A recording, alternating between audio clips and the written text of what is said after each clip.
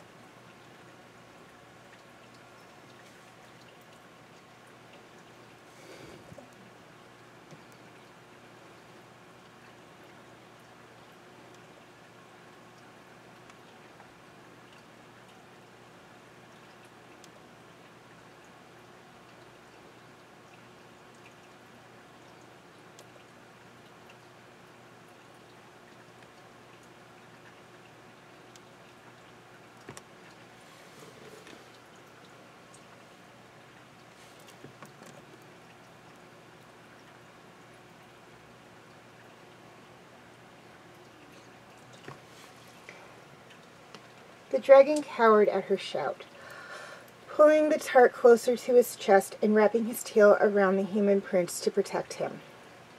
Ezran looked down at the scaly thing wrapped around him. Wait, you know who this is?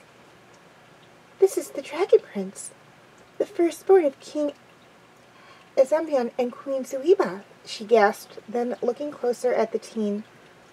Why is he here? What have you humans done to him? Throwing his hands up, Ezran shook his head. I don't know. I have never been in here before today.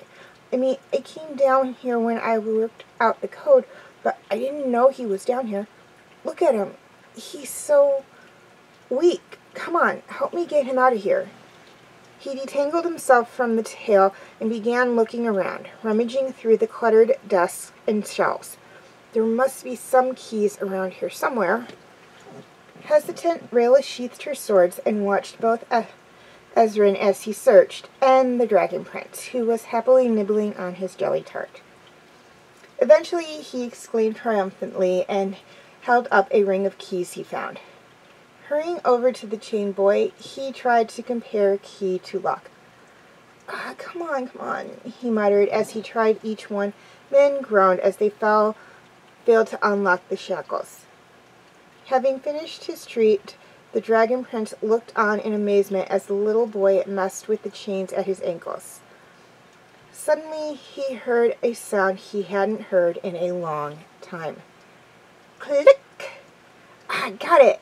Ezran grinned, turning to the other ankle and undoing that cuff. He looked up and frowned at the elf. Hey, I can't reach the high ones. Can you get them? Rayla blinked. Wait, what? The highlocks. I can't reach. You're taller. Can you get them? He asked, holding out the working key. Help me get them down. The Dragon Prince watched the woman with fear, but also with a sliver of hope. Carefully, she stepped towards the princes, reaching down and taking the key. But as she got closer, the dragon boy hissed, baring his teeth at her. She decided to follow the human's lead and smiled slightly. Hey, shh, it's all right. I'm not going to hurt you. I just want to get you out of here. See, I'm going to undo the locks on your wrists, just like Ezran did. I'm not going to hurt you, I promise.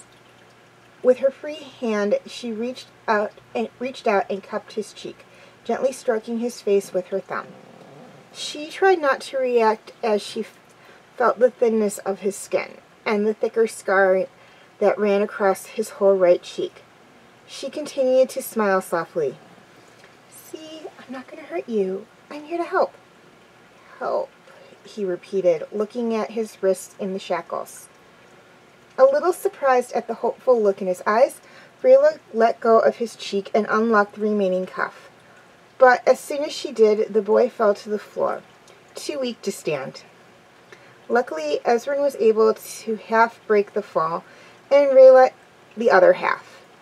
The boy sat down for the first time in months and took a few deep breaths, unable to believe the relief in his body felt from sitting. He closed his eyes for a while, then looked at the two who had released him. I'm Callum, he said softly. Rayla knelt beside him and nodded. I'm Rayla. I'm going to get you out of here. Okay, Callum? Ew. He tried to speak but coughed instead, his voice hoarse. Ezran ran off for a moment and came back with a cup of water, poured from a jug he found while looking for the keys. Here, drink this. Even if the movement ached, Callum grabbed the cup and downed it before holding it out again. Can I have more? Sure. Ezran chuckled, filling it up again and again until the boy's thirst was quenched. He let out a sigh and looked at the human, his tail once again around him. Thank you. As he sat and drank, Rayla had looked him over. He was so skinny, his ribs were visible, and his wrists were rubbed raw from the tight shackles. What have they been doing to you? She whispered, more to herself than anyone as she wiped a tear from her eyes. Callum lowered his head.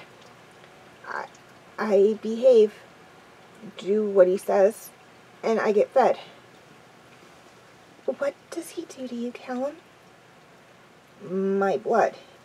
He takes my blood, he whispered, curling up at the memory. Cuts my nails. Cuts me. Hey, shh, it's all right, Ezran cooed, holding the boy's arm in an attempt to comfort him. It's over now. Rayla, it's Rayla, right? Rayla and I are going to get you out of here. We are? The elf questioned, confused by the prince adding himself to the escape plan. Yes, we are. I can get us out of the castle faster and easier than anyone else. I know all the secret passageways. Callum is too weak to go out the front, so I'll get you out the back. He turned and glared at the assassin. But if you try to kill me again, the deal's off. You tried to kill him? Frowning slightly, Callum's arms reached out and grabbed Ezran, then pulled him close to his chest. He began to snarl at the elf, eyes narrowing. Rayla held up her hands in surrender. Hey, I didn't know. It's just, He comes, the dragon snapped. He's good. You don't hurt him. The elf nodded quickly and went, not wanting to upset the prince. Okay, I won't hurt him. Swear it. I swear on my life I won't hurt the boy. Callum appeared to accept this, and slowly loosened his grip on Ezran. He looked exhausted from the mere small confrontation. Rayla shook her head slightly. This changes everything. The Dragon Prince is alive. Wait, if he's the Dragon Prince, does that mean he could stop the war? Ezran asked as he gave Callum another jelly tart. Staring at the Draconic boy, the Moonshadow Elf contemplated what this development would mean for her people and the world as they knew it. I don't understand how he's here, because my father saved it, replied another voice, and the trio turned to see the dark-haired daughter of the High Mage, a black orb resting in her hand. Rayla quickly drew her blades, and Callum forced himself to his feet, even if it made him stumble. Claudia? Ezran was confused by her presence. Did you know about this? Ezran, get behind me. I can protect you from the elf, she assured, tensing for a fight. Save him? Your father didn't save him. He stole him. That's a lie. Then what's he doing here? Ezran asked, helping Callum stand and whispering words of comfort. Claudia frowned as she watched them, but kept her attention primarily on the elf. My father took it to protect us so the elves and dragons couldn't use it.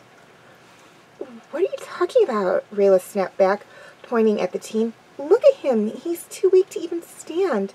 How could we use him? Don't play dumb. You know it's a powerful weapon. He's not a weapon. He's a boy.